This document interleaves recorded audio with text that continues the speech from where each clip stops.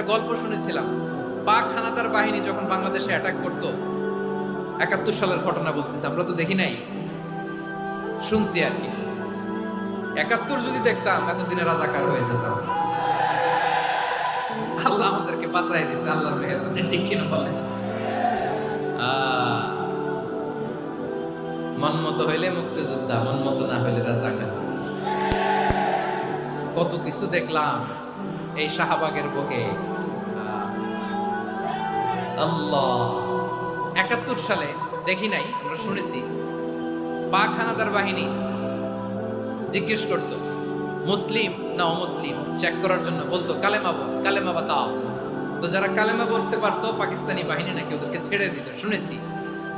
তো একজনকে, এক বাঙালিরে পেয়ে তার মাথার মধ্যে বন্দুকর নল ধরে বলতেছে কালেমা বল সালে, কালেমা বাতা, কালেমা বল। তো ভয়ের চোটে এই দোয়া পড়া শুরু করছে।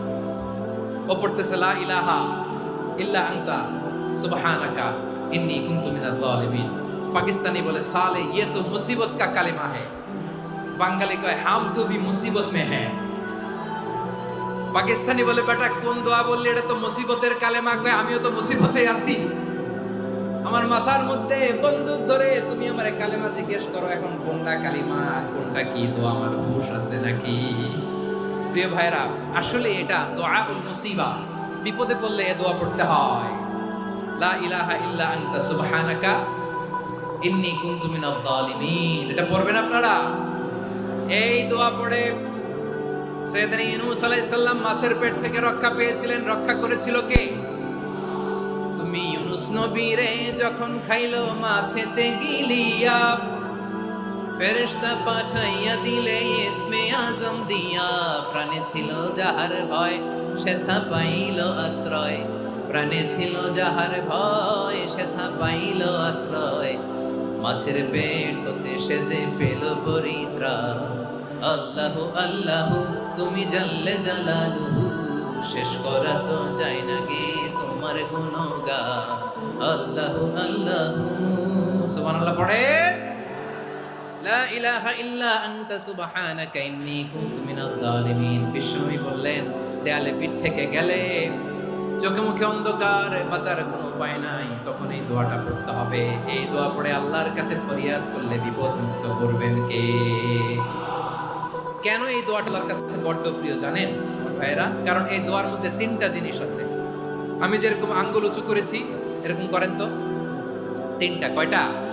3টা। 1 নম্বরে হচ্ছে তাওহীদ, 2 নম্বরে তাসবিহ, 3 নম্বরে তাকরীর। আই রিপিট, আবারও বলছি, 1 নম্বরে তাওহীদ, 2 নম্বরে তাসবিহ, 3 নম্বরে তাকরীর। এই দোয়াটা আল্লাহর কাছে এত পছন্দনীয় কারণ এই দোয়ার প্রথম অংশে আছে তাওহীদ, আল্লাহর একত্ববাদের ঘোষণা। লা ইলাহা ইল্লা আনতা, ও আল্লাহ আপনি ছাড়া কোনো ইলাহ নাই, উপাস্য নাই। এই কথা বললে আল্লাহ বড় খুশি হয়ে যায়, সুবহানাল্লাহ পড়েন। এই দোয়ার দ্বিতীয় অংশে আছে তাসবিহ, মানে আল্লাহর প্রশংসা, প্রশংসা সূচক বাণী। সুবহানাক সুবহানাক সুবহানাক, ও আল্লাহ আমি আপনার পবিত্রতা ঘোষণা করছি, সুবহানাক। এই কথা শুনলেও আল্লাহ খুশি হয়ে যায়, সুবহানাল্লাহ পড়েন। এই দোয়ার তৃতীয় অংশে আছে তাকরীর। তাকরীর মানে পাপের স্বীকৃতি। তাকরীর মানে কি? তাকরীর মানে পাপের স্বীকৃতি। এই দোয়ার তৃতীয় অংশে আছে ইন্নী কুনতু মিনাজ জালিমিন, ও আল্লাহ আমি জালিমদের অন্তর্ভুক্ত। আল্লাহ আল্লাহ আমি জালেম, আল্লাহ আমি ভুল করেছি, অন্যায় করেছি, আল্লাহ আমি জালেমদের অন্তর্ভুক্ত। এই পাপের স্বীকৃতি, অ্যাকনলেজমেন্ট আল্লাহ বড় পছন্দ করে। যখন আল্লাহর কাছে আপনি ছোট হবেন, ছোট হতে হতে যত ছোট হবেন, ওই দৃশ্যটা দেখতে আল্লাহ বড় পছন্দ করে, সুবহানাল্লাহ বলে। 3 নম্বর অংশ ইন্নী কুনতু মিনাজ জালিমিন, আল্লাহ আমি জালেমদের অন্তর্ভুক্ত। সাইয়েদনা আদম আলাইহিস সালাম ভুল করে যখন নিষিদ্ধ গাছের ফুল খেয়ে ফেললেন, ফল খেয়ে ফেললেন, আল্লাহ বললেন আদম ক্ষমা পেতে চাইলে তুমি আর হাওয়া মিলে স্বীকৃতি দাও, পাপের স্বীকৃতি আর পড়ো রব্বানা যালামনা